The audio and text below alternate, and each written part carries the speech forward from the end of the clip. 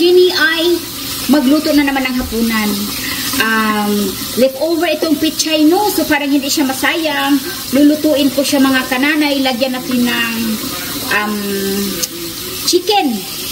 Gisado lang siya. Gisado na walang mantika. Binili ako ni Daddy Tim ng bagong knife. Oh! Napaka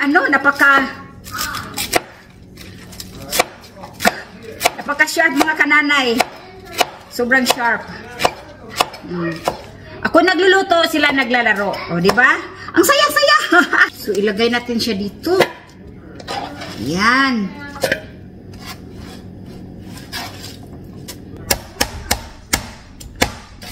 Gamihan natin ang garlic. Kaya ang garlic, mga kananay, makapagwapa daw. Wah! Sila tayo nga gwapa anim ka mami niya. O, paman nahitabo. Ay, inusa pa man mahitabo. Joke lang mga nanay. Ay, smile din habang nagluluto. Busy ang mag-ama ko, naglalaro sila.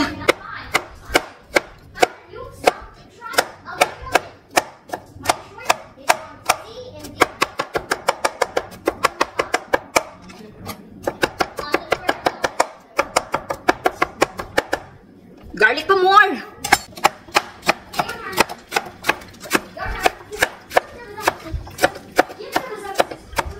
Ang ingay ng anak ko. So chicken tender ang isahog ko mga nanay, no?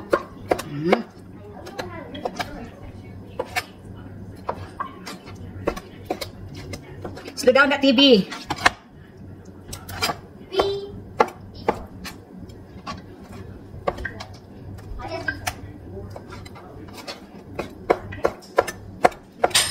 Sobra kahait ang kutsilyo.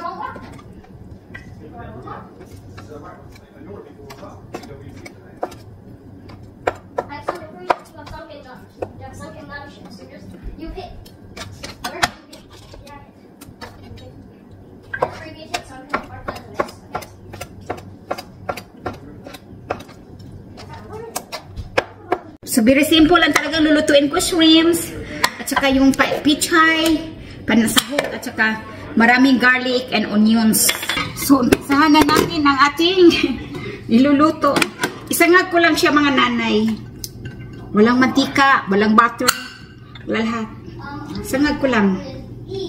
At lagyan natin ng maraming garlic. Parang natural siya mga nanay. Maluto pa rin yan siya. It's the family cooking show, right? Family. Go ahead and with Daddy.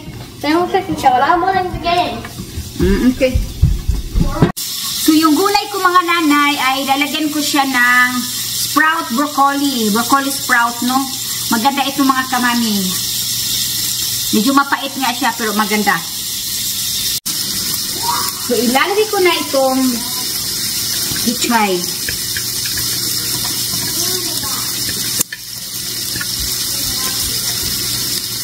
Takpan natin. So, lagyan na natin ng asin ang ating gulay. Of course, Himalayan salt o pink salt.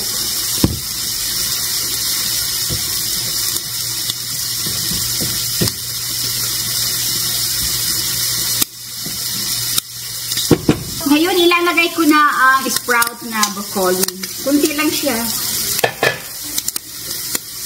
Kasi pag kilawin kasi mga nanay, tuwag doon. Masyadong mapait. Lagay sa salad. So, ilagay na lang natin dito sa pagkain. Katapos, kainin na. Para hindi ma-overcook. At ito na yung, natin, shrimps, no? Tapos, gagawa ako ng carrot juice.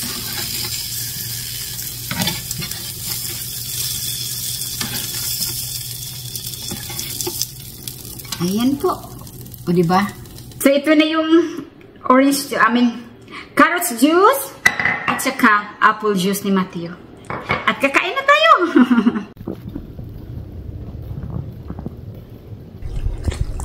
Hey, Matthew! Very good. Eat all your food.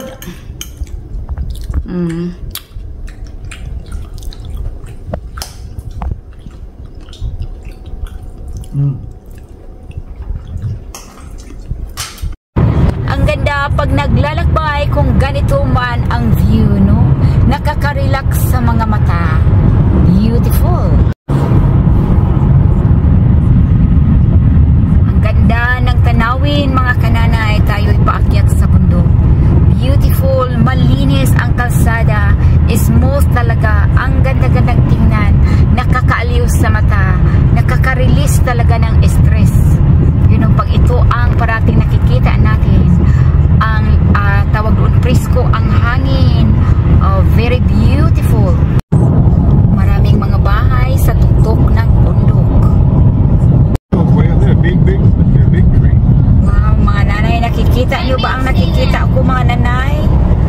Una kung ganito man mag-travel tayo. O diba? Beautiful talaga ang view. Oh, love it. Super love it. Ayan. Those are just normal sized trees. Okay. Sequoia? What a beautiful view. I love it. Super love it. At ang ganda ng kalsada, mga kananay. Super smooth talaga. Inaalagaan nila ang kalsada dito para sa mga mamamayan, no, na hindi mahirapan mag-travel. Very pretty. I love it.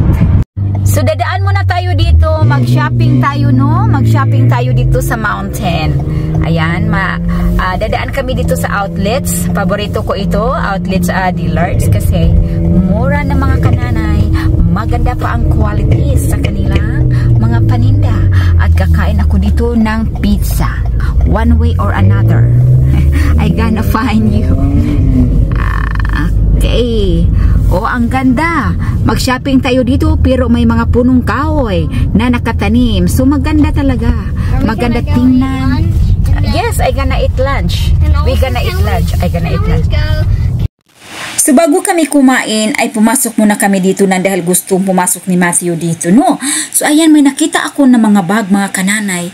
Kung titingnan mo, hindi naman maganda talaga siya tingnan, pero napakatibay talaga yung ano niya, yung quality niya, pero ang mahal ng presyo. Pero naman, kahit mahal siya, matibay nga. Pero ang kulay, mga kananay, na hindi talaga siya maganda sa mata, no? Pero hawakan mo man siya, ang ganda ng leather niya. So ngayon, nandyan na kami sa pizza. Kaya paborito ko ito dito, mga kananay, kahit malayo ito sa amin, nang dahil nga apoy talaga, handmade ba ang pagkaluto. Oo, hindi oven na di kuryente, talagang apoy talaga. So ayan na yung Matthew ko, cheese pizza naman yung sa kanya. So nauna siya, mga kananay, kasi yung sa kanya nakaready na. Sa amin ay ginagawa pa lang nang dahil nga gluten free. So gustong gusto din ni Matthew dyan, at masarap talaga ang pizza nila dyan nang dahil nga luto nga sa apoy, no? Hindi luto sa di kuryente. So the best talaga ang luto sa apoy, mga kananay, nang dahil nga masarap. O, yung anak ko naman hirap na hirap sa pagkagat nang dahil yung dalawang ipin dito sa harapan ay nawawala. Ayan, nag-change na nga siya ng mga ipin. So, ang iniinom lang talaga niya ay tubig lang. Hindi yan umiinom ng soft drinks at hindi rin yan umiinom ng mga juices, mga kananay. Pero orange juice umiinom yan. I mean, iced tea, ganyan. Hindi yan siya umiinom, no? So, water lang talaga, which is maganda naman, mga kamami. It's much healthy. So dito dumating na ang aming pizza ni Daddy Tim, gluten-free, maraming vegetable. Ay ang sarap talaga, mga nanay. At saka thin lang yung ano niya, yung bread niya ba, yung pinaka-crush niya is thin lang talaga. So maraming vegetable. O yan ang pinaka-gusto ko, mga kamami, masarap. So ako'y takam na talaga nang dahil nga matagal na ako hindi nakakain dito, nang dahil malayo nga ito sa amin kung ito lang ang pupuntahan namin.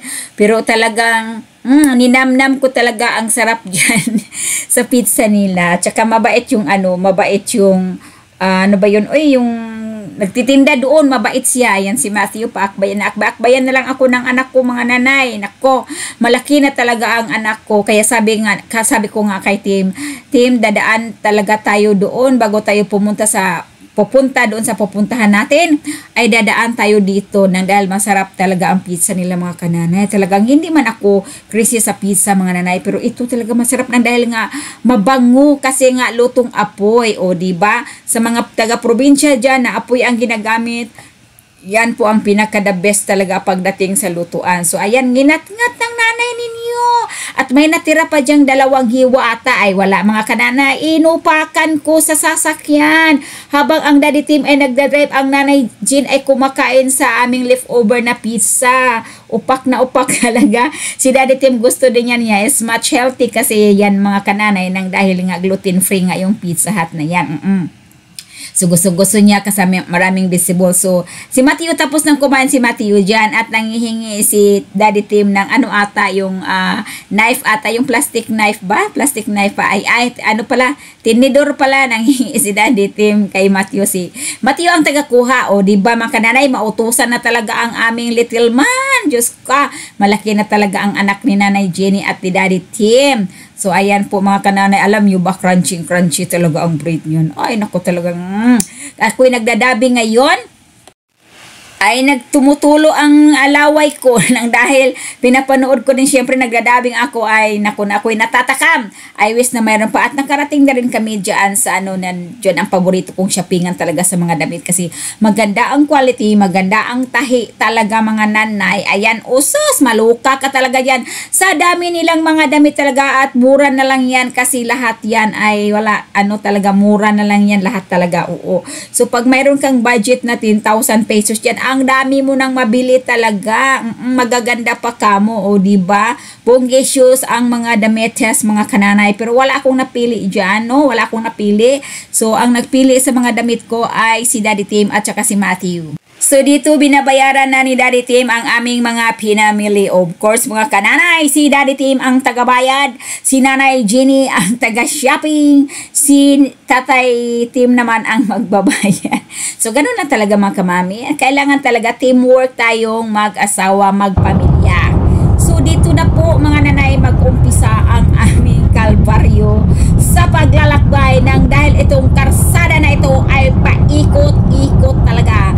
Dito maganda-ganda pa dito pero pagdating yan sa unahan mga kananay ay talagang makipot ang daanan. Ang ganda ng kalsada, ang ganda ng view, pero lang mga kananay kung isipin mo talaga you cannot go nowhere kasi nagitnaan talaga kayo sa dalawang ano ba yan, bungtod, ano ba, bundok, no?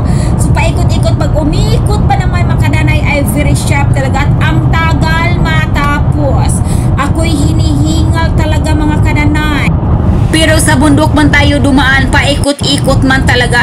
Nakikita nyo yan mga kamami. Very sharp, very sharp talaga ang ano niya, ang ikot talaga niya. At saka ang tagal bumalik talaga. Ay naku mga kananay, ako'y napagod talaga kan ako'y passenger laan na hindi ako nagdadrive. Nang dahil nga mga kananay, mabilis ang takbo dyan talaga. At lalo na pag matabihan ka ng 18-wheelers na pagkalaki-laki. Para talagang, parang kang mapitpit, oo. So ayan, amazing nga naman talaga mga kananay nang dahil nga nasa gitna talaga kayo ng bundok mo dumaan. So para bang habang kami naglalakbay, nagtatanong ang pag-iisip ko kung paano nila ito ginawa na nasa bundok, no? Tapos mayroong kalsada, pero tingnan nyo naman ang kalsada nila dyan mga kananay is very flawless talaga, no? So very nice, oh. So diba? Grabe talagang ilang 25 minutes ata yung paikot-ikot talaga mga nanay. Tinitiis ko lang talaga. Kaya, pero ang ganda ng tanawin. Nakikita nyo yung mga punong-puno ng mga green na mga dahon. Very ano talaga, very healthy. At saka, malinis talaga ang hinihinga natin. Hindi polluted. No, wala siyang factory or mga ganyan-ganyan na mga diba? So, puro green ang makikita natin. Beautiful. Katulad din Nanay Jenny. Beautiful. Joke lang na yun mga kananay. Ay, appetizer lang yun mga kananay. Huwag kayong maniwala. Pero pwede rin natin tutuhanin. Kaya katulad niyan mga kananay. Oh, yung nauna sa amin. Naghawak siya ng brake niya.